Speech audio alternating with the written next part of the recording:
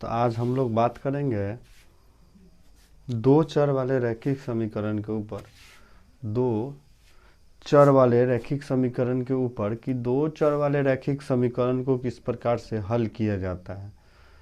ऐसे दो चर वाले रैखिक समीकरण को 5 तरीका से हल किया जाता है। अनेक किताबों में आपको 5 तरीका से मिलेंगे, लेकिन यहाँ पर हम आपको 3 तरीका से ही बताने का प्रयास करते हैं।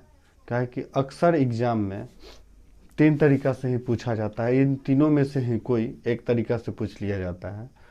आप प्रीवियस ईयर के क्वेश्चन निकाल कर देखेंगे तो आपको पता चल जाएगा। तो आइए हम बात करते हैं दो चर वाले रैखिक समीकरण के ऊपर। पहला मैंने लिखा प्रतिस्थापन विधि। पहला विधि का नाम है प्रतिस्थापन विधि।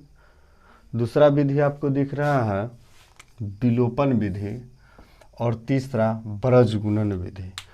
इन तीनों विधि के द्वारा ही अक्सर एग्जाम में क्वेश्चन पूछा जाता है, और यहीं से आपको क्वेश्चन आने की ज़्यादा संभावना होगा। तो सबसे पहले हम आते हैं जो 1 नंबर में लिखा हुआ है प्रतिस्थापन विधि, इस पर चर्चा करते हैं। फिर विलोपन विधि पर और फिर ब्रजगुणन विधि पर हम चर्चा बारी बारी से करते हैं। तो एक समीकरण हम उठाते हैं, मानते हैं कि समीकरण है 7x - 15y बराबर के 2, और दूसरा समीकरण है x + 2y बराबर के 3। ये हमारा समीकरण है। समीकरण आपको दिख रहा होगा 7x - 15y बराबर 2, x + 7y x + 2y is equal to या बराबर 3। ये हमारा दो समीकरण है। इसको मान सकते हैं समीकरण 1, समीकरण 2। सबसे पहले हम प्रयास करते हैं कि किस विधि से बनाए, प्रतिस्थापन विधि। हम इस विधि के बारे में अभी चर्चा कर रहे हैं। तो यहाँ सबसे पहले हमको देखना पड़ता है कि प्रथम चरण है, सबसे पहला चरण, या तो पहले समीकरण या दूसरे समीकरण, दोनों में से किसी एक को x के फॉर्म में चाहे y के फॉर्म में कन्वर्ट करेंगे।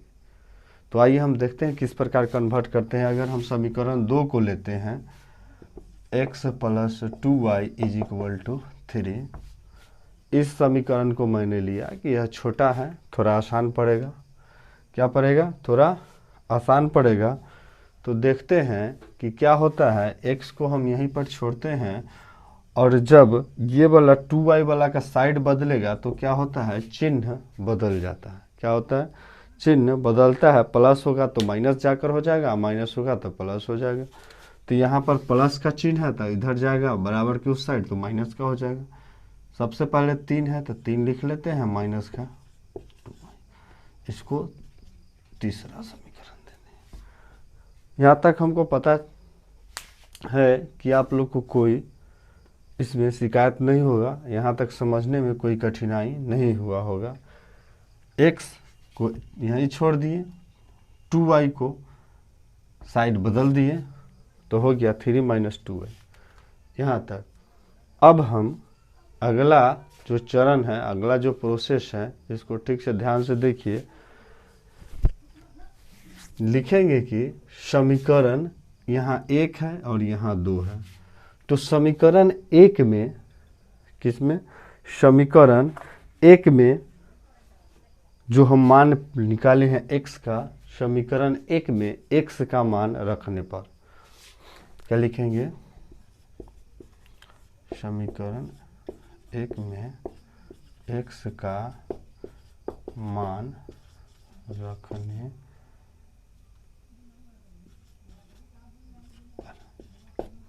क्या करते हैं, समीकरण 1 जो हमारा यहाँ है इसमें x का मान हम रखते हैं। तो x का मान हम रखते हैं यहाँ पर, आइए 7 है, इनटू में डायरेक्ट हम लिख लेते हैं। x के जगह पर क्या होगा, x बराबर 3 - 2y, 3 - 2y घर बंद, माइनस के 15y बराबर कर दो। मैंने यहाँ पर डायरेक्ट x के जगह पर उसका वैल्यू रखा है, जो यहाँ आपको दिख रहा होगा। ये वैल्यू मैंने समीकरण यहाँ जो लिए हैं इससे मैंने लिया। आगे देखते हैं, इसको सोल्व करेंगे। सोल्व करेंगे तो आता है क्या, 7 3 21 माइनस के माइनस 7 दूना 14y माइनस के 15y बराबर के 2। यहाँ समझ में आया होगा आपको। फिर देखिए y और y है तो इस दोनों का काम कर लेते हैं। माइनस माइनस प्लस हो जाता है और इस वाले साइड को ले जाएंगे इस साइड में। क्या है कि ये दो वाला साइड यानी x वाला को एक साथ यानी y वाला को एक साथ, बगैर y वाला को एक साथ रखते हैं। तो इसको जोड़ते हैं तो 14 दूना 28, 28 एक 29y माइनस का बराबर, आपको इसको इस साइड ले जाइएगा तो 2 माइनस का 21। यहाँ तक आपको ठीक होगा। उसके बाद देखिए क्या करते हैं, 29y तो है ही मेरा, बराबर का अगर 21 में से 2 घटाएंगे, माइनस के 21 में से 2 घटाएंगे तो माइनस के 19 बचेगा और यहाँ पर जो है माइनस का चिन्ह रहेगा। अब यहाँ हम y बराबर लिख सकते हैं, y बराबर, इसको मैंने यहाँ पर लिखने की कोशिश करता हूँ, y बराबर लिख सकते हैं क्या, माइनस के 19 बट्टे के 29, माइनस माइनस खत्म हो जाएगा, यानी y का जो मान आया वो 19/29 आया। y का जो मान आया 19/29 आया। अब जब हमने y का मान निकाल लिया है 19/29, तो मैं x का मान फिर से यहाँ पर संख्या के रूप में निकालूंगा। तो समीकरण 3 में अब क्या कहेंगे, समीकरण 3 में y का मान रखने पर मैं यहाँ पर लिखता हूँ, समीकरण 3 में y का मान रखने पर,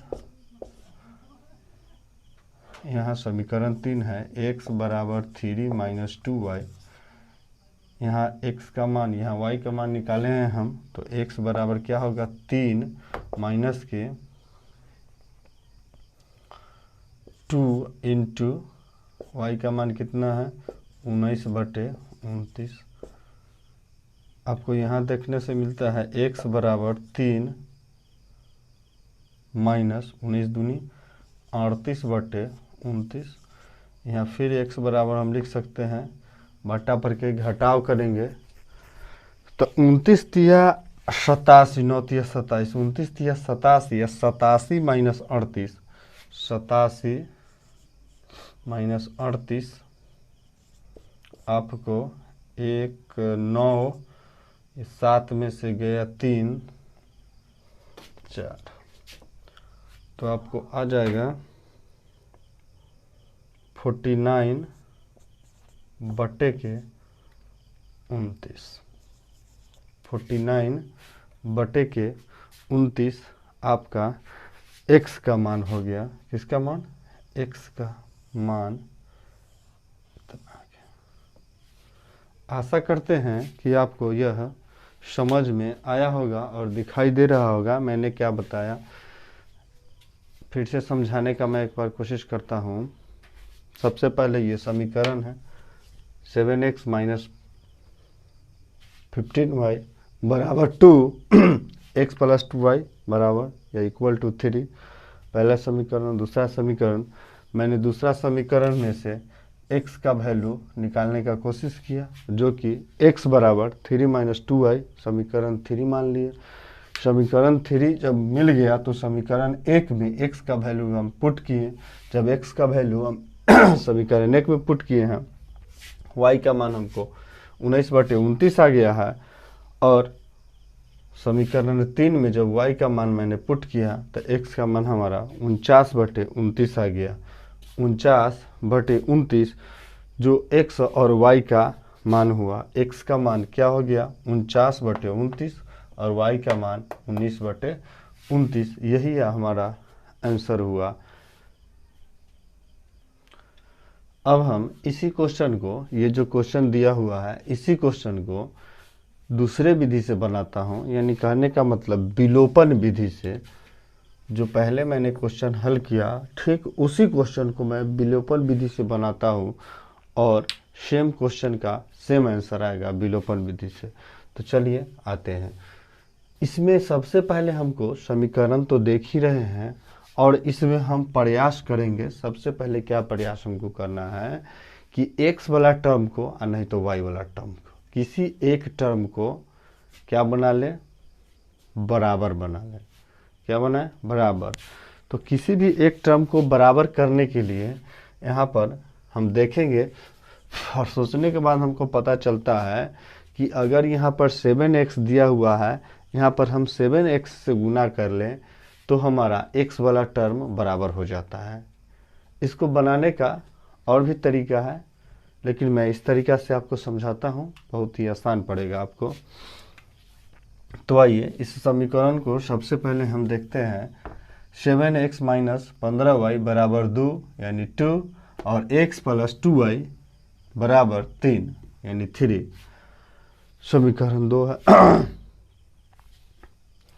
तो यहाँ देखिए x 7x minus 15y 15y बराबर के 2 और यहाँ पर x प्लस 2y बराबर के 3 है। अगर इस समीकरण 2 में अगर हम 7 से गुना करते हैं, 7 से गुना करते हैं तो क्या होता है कि पहला वाला में कुछ से नहीं करेंगे तो पहला वाला 7x माइनस 15y बराबर के 2 रह जाएगा और दूसरे में हम गुना करते हैं तो 7x प्लस के 7 दूना 14y और 7 3 21। आशा करते हैं कि यहाँ तक सभी को समझ में आ जाएगा।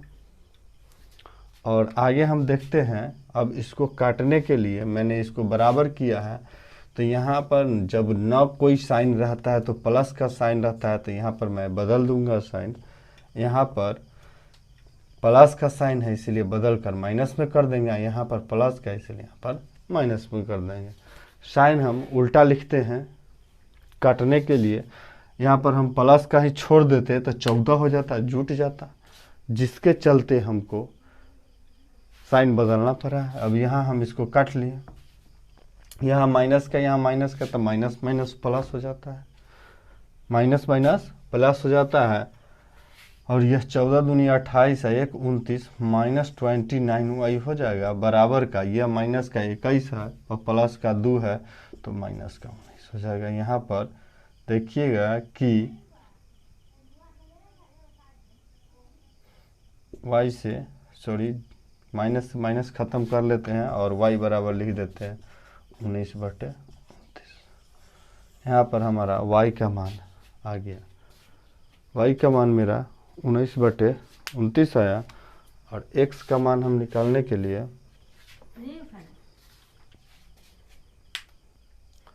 x का मान निकालने के लिए हम किसी भी समीकरण 1 में या समीकरण 2 में y का वैल्यू पुट करेंगे और x का मान आ जाएगा।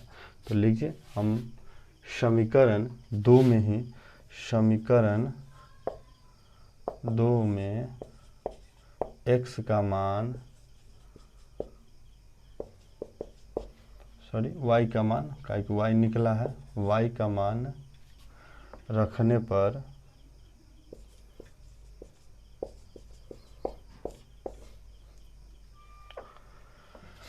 समीकरण 2 लिखते हैं। x plus 2y is equal to 3। अब x का x रह जाएगा, प्लस का प्लस, y का मान है 2 इंटू 19/29 बराबर के 3, बराबर के 3। यहाँ पर x प्लस लिख सकते हैं 19 दूनी 38 गुना हो जाएगा 38/29 बराबर के 3। अब x बराबर लिख सकते हैं, इसको दूसरे साइड में ले जाएंगे तो 3 माइनस 38/29, या इसको अगर हम घटाते हैं बटा पर के घटाओ तो हमारा 29 या 87 माइनस के 38, 87 माइनस के 38 आपका 9 7 में से जाएगा तो 4, 4 यानी 49/29। यह हमारा x का वैल्यू आ गया। तो x और y का वैल्यू मैंने निकाल लिया, और यहाँ तक कि दोनों में प्रतिस्थापन विधि और विलोपन विधि, दोनों विधि से हमारा मान सेम आया। x का मान आया 49/29 और y का मान आया 19/29। यही आपका आंसर। आपको समझ में आया होगा। अगर समझ में आया है तो मेरे चैनल को सब्सक्राइब करें।